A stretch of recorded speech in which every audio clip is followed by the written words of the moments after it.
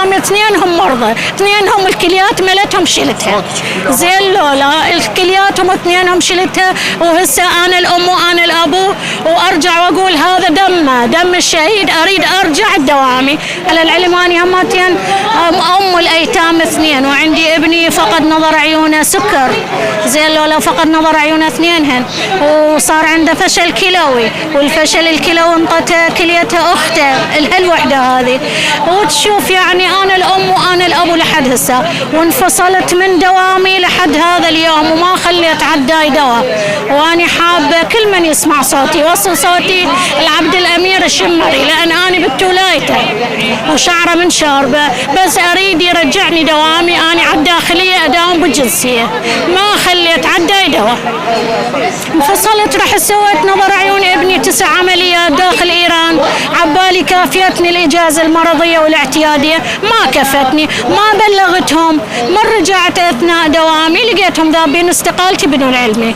لحد هذا يومك صار لي 8 سنين فصل استقاله، وما حبب منو اللي ذاب استقالتي.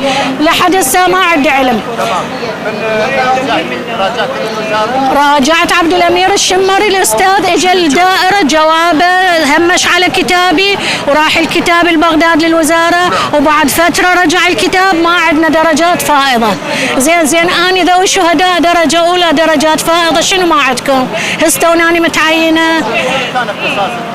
أنا كاتبة بالجنسية، بلي كاتبة. أنا لحد هاي أولت البارحة رجع كتاب المؤسسة هماتين نفس الرد. هم ما عندنا. أنت ذاب استقالتي، وأني على العلم ما ذاب استقالتي، يشهد الله ورسوله. بس أريد منو اللي ذاب استقالتي، منو اللي ذبها، منو اللي أخذ الكرسي مالتي. زين هذا اللي جاي ألحها. ما خليت لا عزيز شريف، لا الأحزاب، لا ذاك. هاي صار ثالث مقابلة ويا البولوني، جواد البولوني. زين لولا هماتين يعني اوزع كل نتيجه ماكو. وهاي انا التجأت لهذا الشيء، اقول الحمد لله والشكر.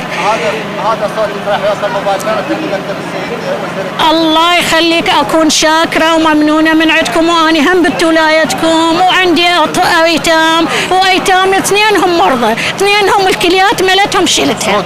زين لولا الكلياتهم اثنينهم شلتها، وهسه انا الام وانا الابو، وارجع واقول هذا دم الشهيد، اريد ارجع دوامي حتى عينا اولادي اثنيناتهم لا اكثر ولا اقل. ترى